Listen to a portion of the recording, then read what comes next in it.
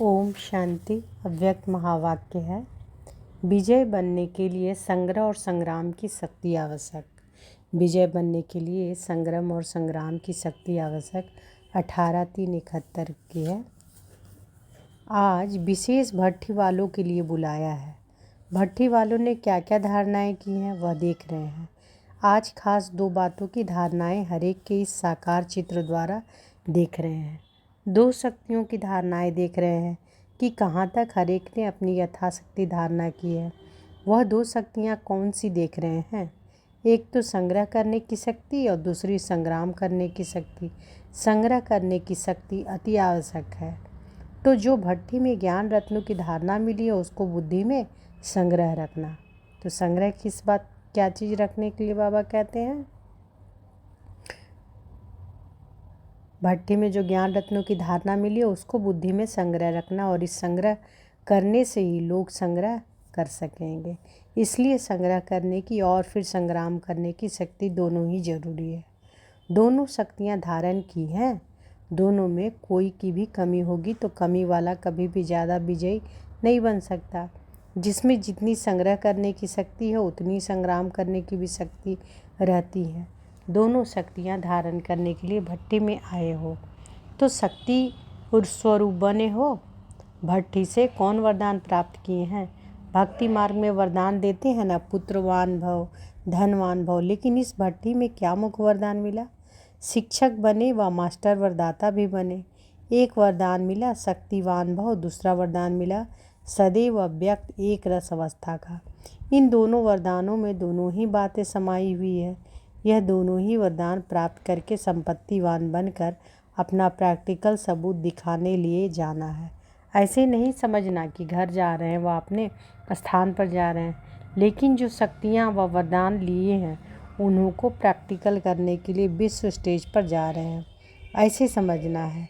Stage पर actor को कौन सी बातें ध्यान में रहती है? अटेंशन और एक्यूरेसी, यह दोनों ही बातें याद रहती हैं। ऐसे ही आप लोग अब स्टेज पर एक्ट करके बाप दादा को प्रत्यक्ष करने के लिए जा रहे हो, तो यह दोनों ही बातें याद रखना। हर सेकेंड हर संकल्प में अटेंशन और एक्यूरेट, नहीं तो बाप दादा को प्रत्यक्ष करने का श्रेष्ठ पाठ बजा नहीं सकेंगे। तो अब समझा क्या करने जा रहे हो? बाप दादा को प्रत्यक्ष करने का पाठ प्ले करने जा रहे हो। यह लक्ष्य रख कर के जाना। जो भी कर्म करो पहले यह देखो कि इस कर्म द्वारा बाप दादा की प्रत्यक्षता होगी। ऐसे भी नहीं कि सिर्फ वाणी द्वारा प्रत्यक्ष करना है, लेकिन हर समय के हर कर्म द्वारा प्रत्यक्ष करना है। ऐसे प्रत्यक्ष करो कि जो सभी आत्माओं के मुख से यह बोल निकले कि यह तो एक जैसे साक्षात बाप के समान है। आपका हर कर्म दर्पण बन जाए, जिस दर्पण से बाप दादा के गुणों और कर्तव्य का दिव्य रूप और रूहानियत का साक्षात्कार हो। लेकिन दर्पण कौन बन सकेगा? जो न सिर्फ संकल्पों को लेकिन इस देह अभिमान को भी अर्पण करेगा। जो देहाभिमान को अर्पण करता है उसका हर कर्म दर्पण बन जाता है। जैसे कोई चीज़ अर्पण की जाती है तो फिर वह अर्पण की हुई चीज़ अपने नहीं समझी जाती। तो इस देह के भान को भी अर्पण करने से जब अपनापन मिट जाता है तो लगाव भी मिट जाता है। ऐसे समर्पण हुए हो। ऐसे समर्पण होने वालों की निशानी क्या रहेगी? एक तो सदा योग युक्त और दूसरा सदा बंधन मुक्त। तो योग युक्त होगा वह बंधन मुक्त जरूर होगा। योग युक्त का अर्थ यह है देह के आकर्षण के बंधन से ही मुक्त। जब देह के बंधन से मुक्त हो गए तो सर्वबंधन मुक्त बन ही जाते हैं। तो समर्पण अर्थात सदा योग युक्त और सर्वबंधन मुक्त, यह निशानी अपनी सदा कायम रखना। अगर कोई भी बंधन मुक्त होंगे तो योग युक्त नहीं कहलाएंगे। जो योग युक्त होगा तो उनकी परख यह भी होगी, जो उनका हर संकल्प हर कर्म योग युक्त होगा। क्योंकि जो भी युक्तियाँ सर्व प्रकार की मिली है उन युक्तियाँ की धारणाओं के कारण युक्ति युक्त और योग युक्त रहेंगे। समझा? परख की निशानी। इससे अपने आप को समझ सकते हो कि कहाँ तक पहुँचे हैं। इसलिए कहा कि संग्रह और संग्राम की शक्ति दोनों भर कर जाना। रिजल्ट क्या देखी? सर्टिफिकेट मिला। एक अपने आप से सेटिस्फाइड होने से सर्टिफिकेट लेना है, दूसरा सर्व से सेटिस्फाइड करने का सर्टिफिकेट लेना है, तीसरा संपूर्ण समर्पण करने का। समर्पण यह नहीं कि आबू में आकर बैठ जाए, तो समर्पण होने का भी सर्टिफिकेट लेना। चौथा, जो भी ज्ञान और युक्तियाँ मिली हैं उनको संग्रह करने की शक्ति का सर्टिफिकेट भी लेना है। यह 4 सर्टिफिकेट अपने टीचर से लेकर जाना। कोई बात 100 मार्क्स भी इस ग्रुप को है, कोई बात में 100 मार्क्स भी इस ग्रुप को है। वह कौन सी बात? पुरुषार्थ के भोलेपन में 100% है। पुरुषार्थ में भोलापन ही अलबेलापन है और एक विशेष गुण भी है। वह यह है कि सभी को अपने में परिवर्तन करने की तीव्र इच्छा जरूर है। इसलिए बाप दादा इस ग्रुप को उम्मीदवार ग्रुप समझते हैं, लेकिन उम्मीदें तब पूरी कर सकेंगे जब सदैव नम्रचित होकर चलेंगे। उम्मीदवार क्वालिटी हो, लेकिन जो क्वालिटीज़ मिली है उनको धारण करने चलेंगे तो प्रत्यक्ष सबूत दे सकेंगे। समझा? ज्ञान का साज सुनने में और राज सुनने में अच्छा है, लेकिन अब क्या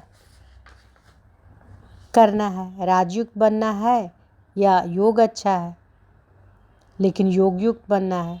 बंधन मुक्त बनने की इच्छा है, लेकिन पहले देह अभिमान का बंधन तोड़ना है, फिर सर्व बंधन मुक्त आपे ही बन जाएंगे। समझा? अभी यही कोशिश करना। सबूत मूर्त और सपूत बनना है। शक्तिवान और संपत्तिवान बने हो। हर एक ने अपने आप से प्रतिज्ञा भी की है। जो प्रतिज्ञा की जाती है उसको पूर्ण करने के लिए पावर भी अवश्य इकट्ठी करेंगे। कितना भी सहन करना पड़े, सामना करना पड़े, लेकिन प्रतिज्ञा को पूरा करने की ही है। ऐसी प्रतिज्ञा की है। भल सारे विश्व की आत्माएं मिलकर ही प्रतिज्ञा से हटाने की कोशिश करें तो भी प्रतिज्ञा से नहीं हटेंगे, लेकिन सामना करके संपूर्ण बनकर ही दिखाएंगे। ऐसी प्रतिज्ञा करने वालों का यादगार बना हुआ है अचल घर। तो सदैव यह याद रखना कि जैसे हमारा यादगार है वैसा आप बनना है। यह तो सहज है ना। स्थूल निशानी को याद करने से नशा और निशाना याद रहेगा। स्थूल निशानी को याद करने से नशा और निशाना याद रहेगा। यह जरूर अपने को समझना है कि सारे विश्व से चुने हुए हम विशेष आत्माएं हैं। अपने को समझना है कि सारे विश्व से चुने हुए हम विशेष आत्माएं हैं। जितनी विशेष आत्माएं उतनी उनके हर कर्म में विशेषता होती है। विशेष आत्मा होना कम नहीं हो। सभी मधुबन निवासियों को अपने को प्रैक्टिकल विशेष आत्माएं दिखाकर अपने इस ग्रुप का नाम बाला करना है। ऐसे ही लक्ष्य रखना है कि कहेंगे कम लेकिन करके दिखाएंगे। आपके इस ग्रुप की यह विशेषता देखेंगे। स्टेज पर जाकर ऐसा पाठ बजाना जो सभी वंस मोर एक बार और फिर भी करे। आपकी नियमित टीचर आपके ग्रुप को बार बार निमंत्रण दे और ग्रुप्स को एक एग्जाम्पल बनकर दिखाना। कोई अच्छा कर्म करके जाता है तो वह बार बार याद आता है, तो यह ग्रुप भी ऐसा कमाल करके दिखाए। अच्छा, तो बाबा क्या कहते हैं इस महावाक्य में कि जो देहाभिमान को अर्पण करते हैं, देह अभिमान को अर्पण करते उसका हर कर्म दर्पण बन जाता है। जैसे कोई चीज़ अर्पण की जाती है तो फिर वह अर्पण की हुई चीज़ अपनी नहीं समझी जाती। तो इस देह के भान को भी अर्पण करने से जब अपनापन मिट जाता है तो लगाव भी मिट जाता है। अच्छा, ओम शांति।